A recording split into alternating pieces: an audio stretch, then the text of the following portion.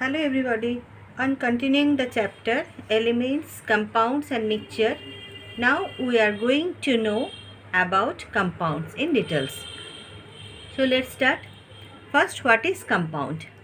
A compound is a pure substance which is made up of two or more elements combined chemically in a fixed ratio by weight, and it can be broken down into elements by chemical methods only.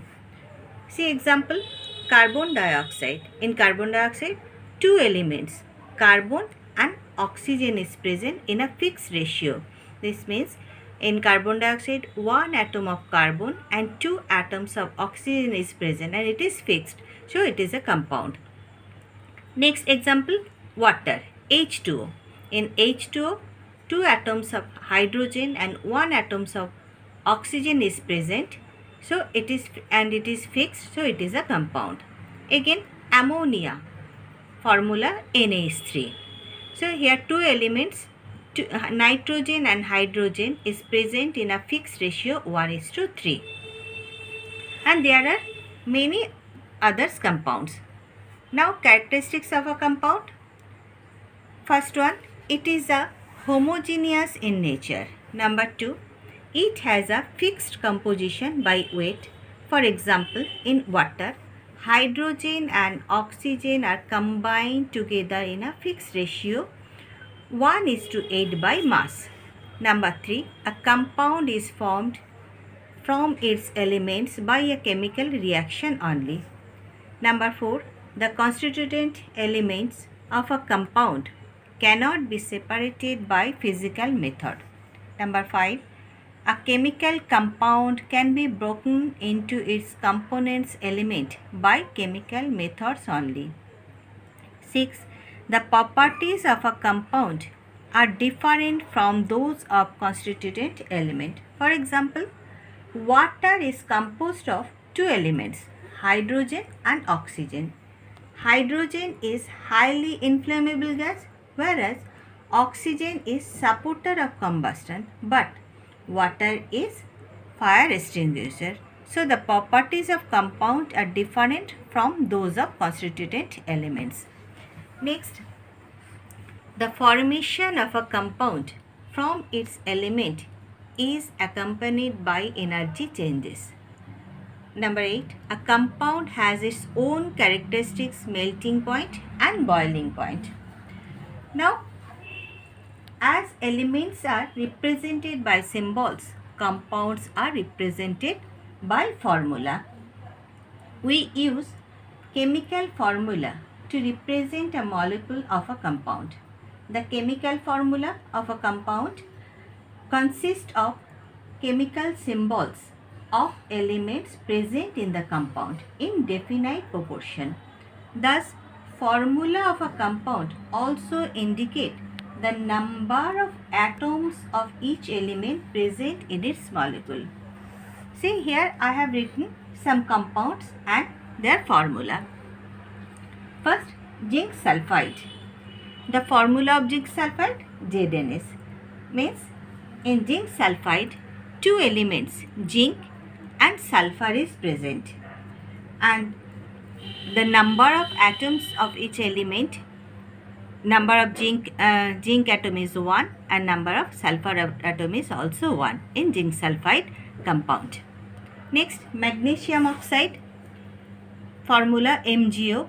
This means two elements, magnesium and oxygen is present, and one atom of magnesium and one atom of oxygen is present here. Next, sodium carbonate, chemical formula Na2CO3. This means here three elements, sodium, carbon and oxygen is present, and number of sodium atom 2, number of carbon atom 1 and number of oxygen atom 3. Next, ammonium chloride, chemical formula NH4Cl. So here nitrogen, hydrogen and chlorine is present, and number of nitrogen atom 1, number of hydrogen atom 4 and number of chlorine atom 1.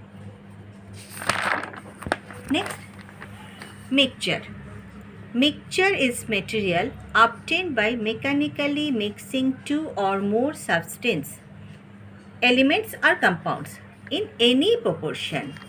For example, air. Air is a mixture of defined types of gases like nitrogen, oxygen, carbon dioxide, water vapor, etc. Next, smoke. Smoke is a mixture of carbon particles and air. Another example of mixture, gunpowder. Gunpowder is a mixture of nitric, sulfur and charcoal. So the characteristics of a mixture is as follows. The various characteristics of a mixture are: number 1, the constituent of a mixture may be present in any proportion by weight. There are no chemical bonds between the constituent of a mixture. Mixture can be homogeneous or heterogeneous. There is no energy changes during the formation of a mixture. Number 5, the constituent of a mixture can be separated by physical method. Number 6, the mixture does not have a fixed melting and boiling point. So type of mixtures are, there are two types of mixture, homogeneous mixture and heterogeneous mixture. Now what is homogeneous mixture? A mixture in which the defined constituents are mixed uniformly and has a uniform composition throughout is called homogeneous mixture. For example, brass. Brass is a homogeneous mixture of copper and zinc. Next, heterogeneous mixture. A mixture in which the defined constituents are not mixed uniformly and does not have a uniform composition throughout is called heterogeneous mixture. Example, soil. Now see, type of mixture, nature of mixture and example. I have written here different types of mixture, homogeneous and heterogeneous. First, solid-solid mixture. The example of solid-solid homogeneous mixtures, brass and bronze. Now why these are solid-solid homogeneous mixture? In case of brass, brass is an alloy of copper and zinc. Both are metal and solid. But in case of brass, the constituents cannot be identified individually.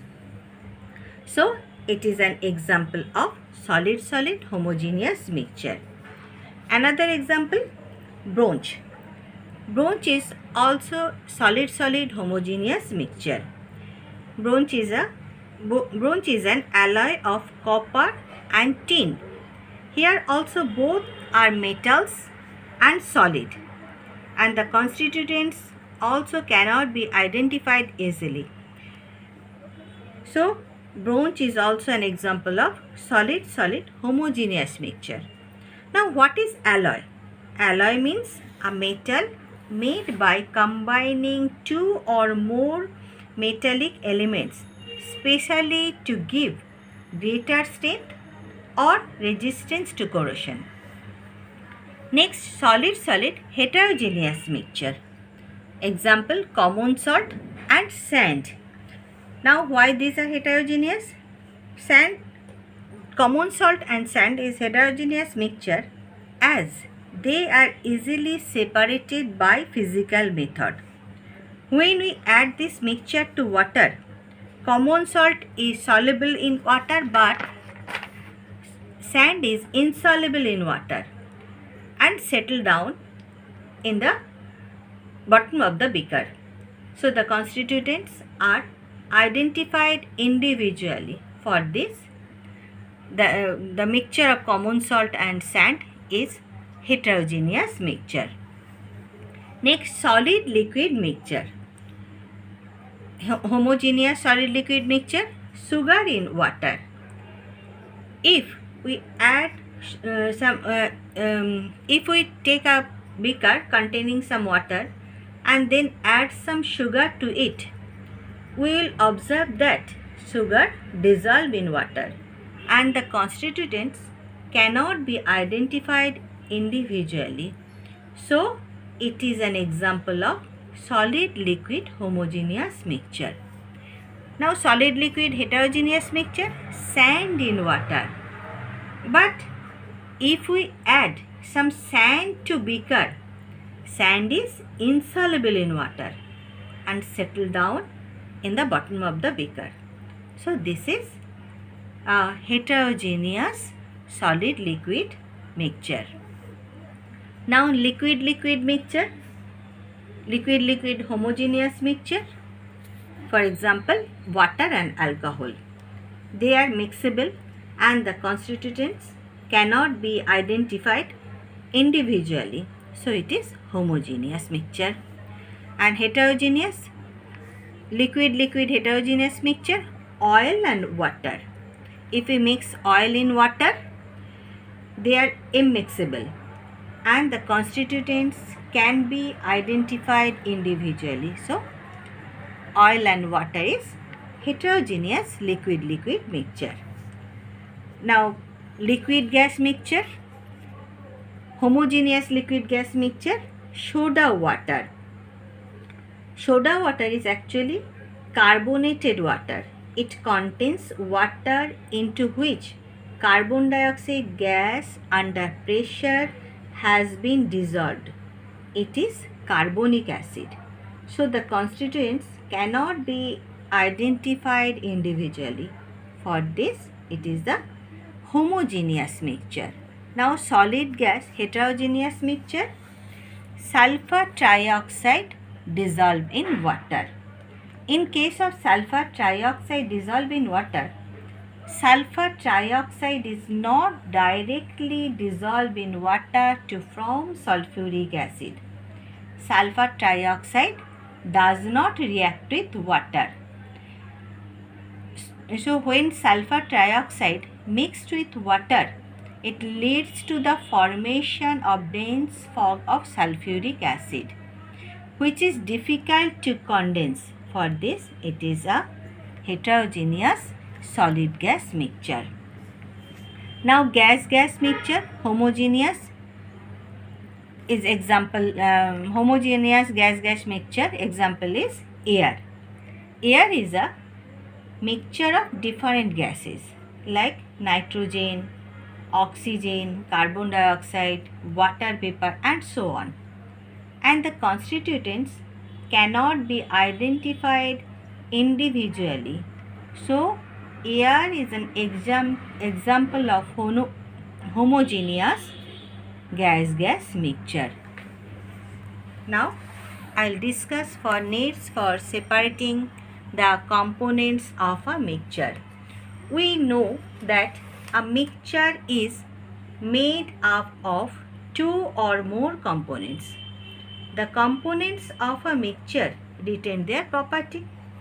The eatables and the other materials which we get from the nature are all mixtures. Some mixtures such as vegetables and fruits can be used as such because they are useful for us.